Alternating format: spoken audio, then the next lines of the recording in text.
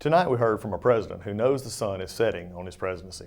You see, President Obama knows he is still searching for a legacy to show for 7 years of liberal policies and failed leadership. Americans have found his message of hope and change merely words, when what we needed was a president who was willing to act. Instead of stepping up to lead the charge against ISIS, President Obama prioritized climate change. He brushed the failures of Obamacare under the rug while boasting of brokering a nuclear deal with Iran that puts Israel and other freedom-loving nations in jeopardy. But perhaps the most troubling is the president's addiction to issuing an executive order whenever he doesn't get his way. Throughout his tenure, President Obama has used significant chunks of his State of the Union addresses and countless speaking engagements across the country decrying the congressional majority and ultimately the majority of Americans for standing in the way of his efforts to recreate national immigration and gun control policies in his own image. Such unilateral actions are the mark of someone desperate to establish a legacy. Mr. President, simply going your own way isn't leadership. It's not principled to just ignore those who disagree with you.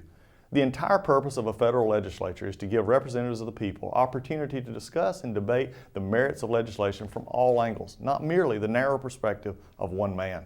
But President Obama's efforts to bypass Congress haven't worked before, and they will not work this time. Both the House and the Senate have rejected bills that undermine the Second Amendment and open our borders.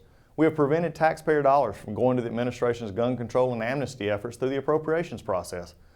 Beyond combating the onslaught of dictates from the White House, Republicans in Congress have been busy advancing conservative principles. The first legislative week of this year, House Republicans sent a full Obamacare repeal bill to the president's desk for the first time, giving the president an opportunity to put the will of the people before partisanship. Congress has also worked to keep the executive branch in check on everything from its overreaching environmental regulatory scheme to bringing American people the truth about Benghazi and other scandals that have plagued this Obama administration. President Obama has less than 12 months to build his legacy. My hope for our nation is that he will join the dialogue already going on in our nation's capital and across our great nation to find meaningful solutions to the challenges we face at home and abroad. Thank you, and God bless America.